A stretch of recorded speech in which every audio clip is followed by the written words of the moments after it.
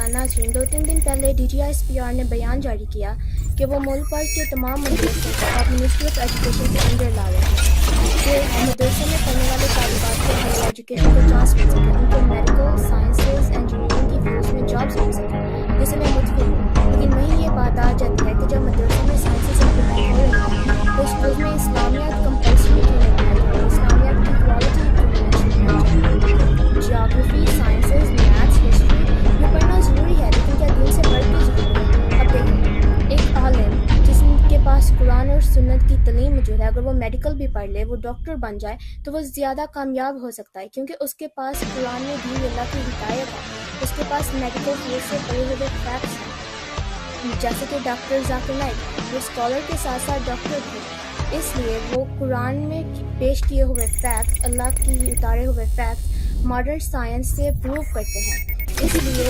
وہ بہت سے لوگوں کو کنورٹ کر پاتے ہیں۔ اور میرے نظریے میں اور اس ایرا میں ڈاکٹر ذاکر نائک جیسا کوئی بھی نہیں جس نے لاجک اور ریزننگ کی بیسس پہ اتنے زیادہ لوگوں کو کنورٹ کیا ہو۔ تو اسی لیے سائنسز پڑھنے والے ایک میڈیکل اسٹوڈنٹ، ایک انجینئرنگ اسٹوڈنٹ کو اسلامیات پڑھانی بھی ضروری ہے، تاکہ وہ اچھا ڈاکٹر، اچھا انجینئر بننے کے ساتھ ساتھ اچھا مسلمان،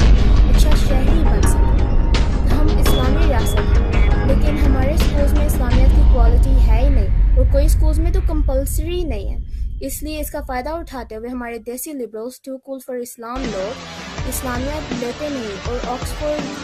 کرکولم دینے والے اسکولز یہ آفر ہی نہیں کرتے،